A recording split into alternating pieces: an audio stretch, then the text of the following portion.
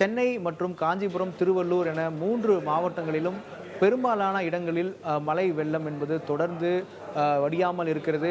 பல இடங்களில் படகு மூலமாகவும் வான்வெளியாகவும் அவர்களை மீட்பதற்கான முயற்சிகளை முழு வீச்சில் தற்பொழுது மாவட்ட நிர்வாகம், அரசாங்கம் எடுத்துக்கொண்டிருக்கிறது. நீங்கள் பார்க்கும் இந்த காட்சி தற்பொழுது ஹெலிகாப்டர் மூலமாக மீட்பு பணிகளை மாவட்ட நிர்வாகமும் அரசாங்கமும் எடுத்து செய்வதை பார்க்க முடிகிறது. குறிப்பாக தாம்பரம் உள்ளிட்ட பகுதிகளிலே இது போன்ற ஹெலிகாப்டர்களால் வரவழைக்கப்பட்டு அரசாங்கம் அவர்களை மீட்கும் பணியில் தொடர்ந்து ஈடுபடுத்திக் கொண்டிருக்கிறார்கள். அதே போல இராணுவம் வரவைக்கப்பட்டிருக்கிறது. முடிச்சூர் பகுதியிலே 50க்கும் அதிகமான மெட்ராஸ் ரெஜிமெண்ட் என்ற இராணுவ பிரிவை சார்ந்தவர்கள் அந்த பகுதியில் முகாமிட்டிருக்கிறார்கள். தொடர்ந்து அவர்களும் போர்க்கால அடிப்படையில் மீட்பு பணிகளை செய்து வருவதாக அதிகாரிகள் தொடர்ந்து நம்மிடம் பல்வேறு தகவலை வழங்கி வருகிறார்கள். காஞ்சிபுரம் மாவட்டத்தை பொறுத்தவரைக்கும் பாதிப்பு மிக அதிகமாக இருப்பதாகவே சொல்லப்பட்டிருக்கிறது. அதற்கு இணையாக திருவள்ளூர் மாவட்டத்திலும் பல இடங்களில் நீர்நிலைகளிலிருந்து நீரெல்லாம் வெளியேறி மக்கள் குடியிருப்பு பகுதிக்குள் சென்றிருப்பதாகவும் பல நீர்நிலைகள் உடைந்திருப்பதாகவும் மக்களும் அதிகாரிகளும் சொல்லியிருக்கிறார்கள்.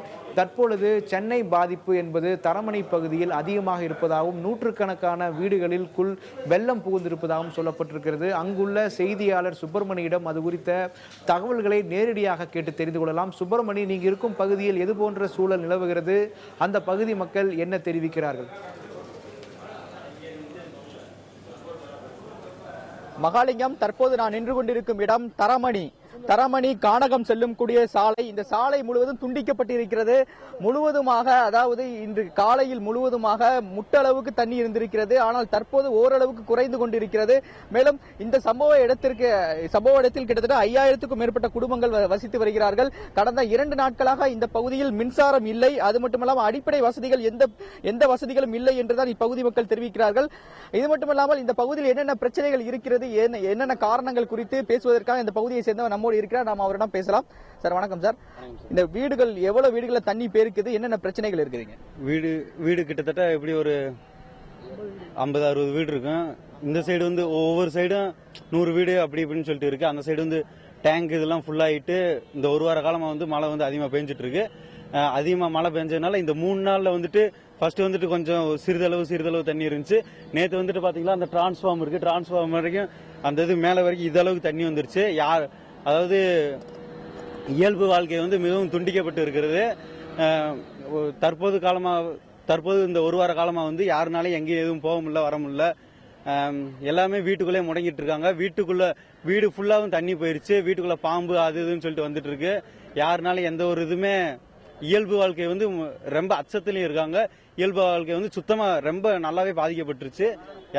வாகன போக்குவரத்து மற்றும் வாகன நெரிசல் மற்றும் மாநகர பேருந்துகள் மற்றும் எதுவுமே செல்ல முடியாத நிலைமையில். நன்றி சார். மகாலிங்கம், இந்த சாலையை பொறுத்தவரையில் தரமணி சிக்னலில் இருந்து கானகம் நோக்கி செல்லக்கூடிய சாலை. இந்த சாலை முழுவதுமாக மாநகர பேருந்துகள் இதுவரை 2 நாட்களாக செல்லவில்லை என்றுதான் இப்பகுதி மக்கள் தெரிவித்திருக்கிறார்கள். இது மட்டுமல்லாமல் இந்த சாலையில் மின்சார வாரியத்திற்கு சொந்தமான ஒரு அலுவலகமும், பிடபிள்யூடி அலுவலகத்திற்கு சொந்தமான ஒரு அலுவலகமும் செயல்பட்டுக் கொண்டிருக்கிறது. மேலும் மென்பொருள் நிறுவனங்கள் அதிகமாக இருக்கக்கூடிய இந்த சாலை இது. இந்த சாலையில் சில மென்பொருள் நிறுவனங்களுக்கு விடுமுறை விடப்பட்டிருக்கிறது. அது மட்டுமல்லாமல் தொடர்ந்து இந்த சாலையில் வாகனங்கள் வருகிறது. ஆனால் தண்ணீர் அதிகமாக இருக்கும் காரணத்தினால் அனைத்து வாகனங்களும் திரும்பி செல்லக்கூடிய சூழ்நிலை தான் இருக்கிறது. இன்று காலையில் இருந்து போக்குவரத்து போலீசார் இந்த பகுதி முழுவதுமாக போக்குவரத்தை சீர் செய்யும் முயற்சியில் ஈடுபட்டுக் கொண்டிருக்கிறார்கள். மகாலிங்கம், அந்த பகுதி மக்கள் தற்பொழுது தரமணி பகுதியில் கடுமையான சவால் இருக்கிறது. மக்கள் தொடர்ந்து அந்த பகுதிக்குள் வெள்ளம் முடியாததால் சிரமத்தை சந்தித்து வருவதாக தெரிவித்திருக்கிறீர்கள்.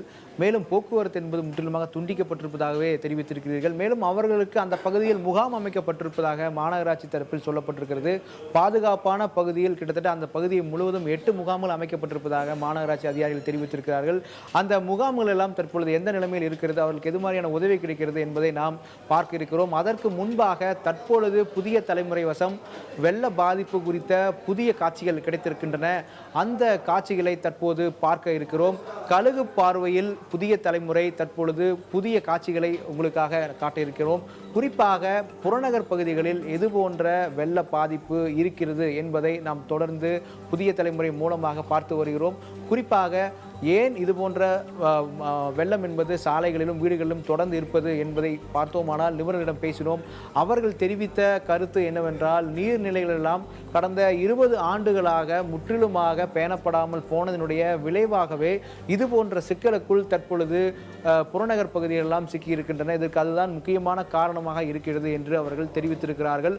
உடனடியாக இதற்கு தீர்வாக எதையும் சொல்ல முடியாது என்றும் நிபுணர்கள் கருத்தாக முன்வைத்திருக்கிறார்கள். இருந்த போதிலும் ஒரே விஷயம், தற்பொழுது உயிரிழப்புகளை குறைக்க வேண்டும், பாதிக்கப்பட்ட மக்களை மீட்க வேண்டும், அவர்களுக்கு தேவையான உணவு மற்றும் உறைவிடம் உள்ளிட்ட விஷயங்கள் எல்லாம் கொடுக்க வேண்டும் என்பதுதான் அவருடைய முக்கிய தேவையாக இருந்து வருகிறது. அதை தொடர்ந்து போர்க்கால அடிப்படையில் இராணுவம், தேசிய மற்றும் மாநில பேரிடர் மீட்பு குழு, தீயணைப்பு மற்றும் மீட்பு குழுவினர், காவல்துறையினர், இப்படி பல்வேறு அம்சங்கள் கொண்ட ஒரு மிகப்பெரிய பிரம்மாண்ட மீட்பு குழுவினர் தொடர்ந்து இது போன்ற பாதிக்கப்பட்ட பகுதிகளிலிருந்து உதவிகளை மேற்கொண்டு வருகிறார்கள். நாம் தற்பொழுது பார்க்கும் இந்த காட்சி இந்திய விமானப்படைக்கு சொந்தமான ஹெலிகாப்டர் தற்பொழுது மாடியில் இருந்து உதவிகளை கோரி வருபவர்களை மீட்கும் காட்சியை பார்க்க முடிகிறது. இந்த வான்வழியாக ஹெலிகாப்டர் மூலமாக சென்று மீட்பதில் இன்னொரு கடுமையான சிக்கலும் இருக்கிறது. அது என்னவென்றால், ஒரே நேரத்தில் பலரை ஹெலிகாப்டரில் ஏற்றி செல்ல முடியாத ஒரு சூழ்நிலை இருக்கிறது. குறிப்பாக அதில் உள்ள இருக்கைகள் எண்ணிக்கை மொத்தம் 5 தான். அந்த 5இல் ஏற்கனவே அந்த ஹெலிகாப்டரை இயக்கக்கூடிய பைலட் என்பவர் இருப்பார், அவருக்கான கோ பைலட் என்று சொல்வார்கள், அவரும் உடன் இருப்பார், மீட்பதற்காக ஒரு நபர் பின்னால் இருப்பார். எனவே அதிகபட்சமாக 2 பேரைத்தான் ஒரு நேரத்தில் ஒரு ஹெலிகாப்டர் என்பது வானில் பறந்து சென்று ஒருவரை மீட்க முடியும். ஒரு பக்கம் அவர்களை மீட்டால் மறுபக்கம் மறுமுனையில் அவர்களை இறக்கி விட வேண்டிய ஒரு சூழ்நிலை இருக்கிறது.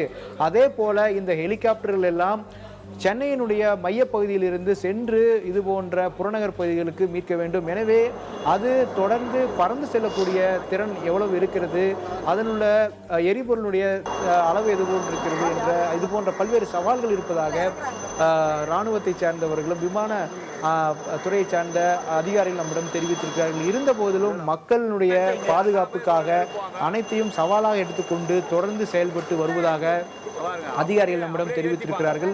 தற்பொழுது சென்னை தரமணி பகுதியிலே நமது செய்தியாளர் சுப்பிரமணியன் இருக்கிறார். அவரிடம் தொடர்ந்து பேசுவோம். மக்களுடைய பாதிப்பு குறித்து கள அளவில் எதுவான ஒரு சிக்கல் நீடிக்கிறது என்பது குறித்து பேசுவோம். சுப்பிரமணி, நீங்கள் இருக்கும் இடத்தில் மக்கள் தொடர்ந்து என்ன தேவை இருக்கிறது என்று சொல்கிறார்கள்? அந்த பகுதியில் முகாம்கள் எல்லாம் அமைக்கப்பட்டிருப்பதாக மாநகராட்சி தரப்பில் சொல்லப்பட்டிருக்கிறது. அதே போல அந்த பகுதியில் வெள்ள நீரை எல்லாம் அகற்றுவதற்கான முன்னெச்சரிக்கை நடவடிக்கைகளும் அகற்றுவதற்கான பணிகளும் தொடர்ந்து நடைபெற்று வருவதாகவும் சொல்லியிருக்கிறார்கள். அங்கு என்ன கள நிலவரம்?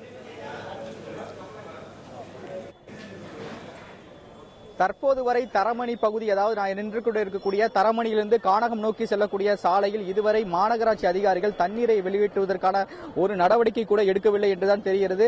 நான் இன்று காலையில் இருந்து இதே பகுதியில் தான் முகாமிட்டிருக்கிறேன். இந்த பகுதியில் வசிக்கக்கூடிய 5000 பொதுமக்கள் குடும்பத்தினர் இந்த பகுதியில் மிகுந்த அவதிக்குள்ளாகி இருக்கிறார்கள். 3 நாட்களாக இந்த பகுதியில் மின்சாரம் இல்லை, அது மட்டும் இல்லாமல் அடிப்படை வசதிகள் இல்லாமல் மிகுந்த அவதிக்குள்ளாகி இருக்கிறார்கள்.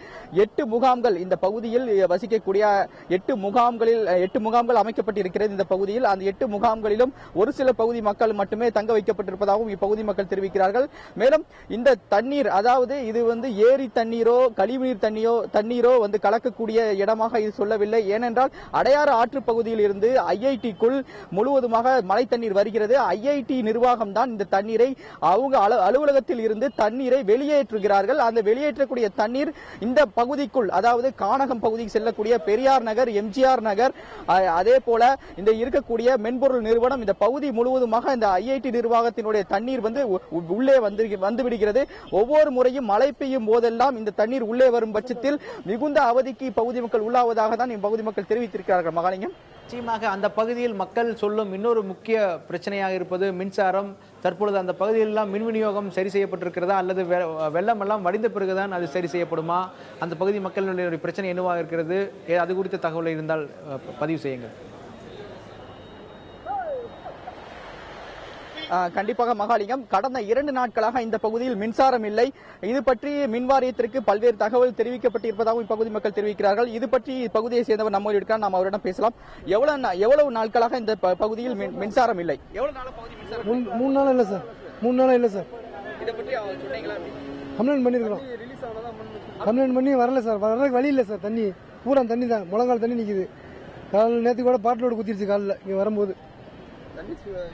இந்த பகுதியில் கடந்த 2 நாட்களாக மின்சாரம் இல்லை. அது மட்டுமல்லாமல் மின்வாரியத்திற்கு சொந்தமான ஒரு மின்வாரிய அலுவலகம் இதே பகுதியில் இருக்கிறது. ஆனால் மின்வாரிய அலுவலகத்திற்குள் மழை தண்ணீர் புகுந்திருக்கிறது. மின்வாரியத்தினர் இந்த பகுதிக்கு வந்து இதனை சரி செய்வதற்கு எந்த நடவடிக்கையும் எடுக்கவில்லை தான் இப்பகுதி மக்கள் தெரிவிக்கிறார்கள்.